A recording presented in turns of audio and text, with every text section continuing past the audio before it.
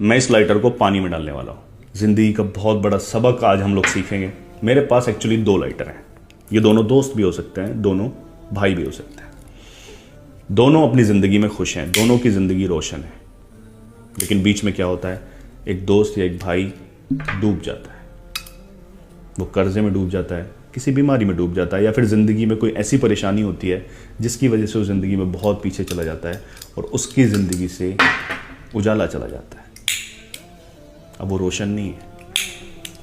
अब इस दोस्त के पास क्या ऑप्शन है? पहला ऑप्शन ये है कि वो इसके पूरे बुझने का इंतज़ार करे और फिर जब वो पूरा बुझ जाए तो कब्रिस्तान में जाकर इसको दफना दे।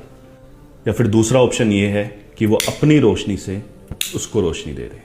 इसकी रोशनी में कमी नहीं आएगी, लेकिन इसकी दुनिया रोशन हो जाएगी।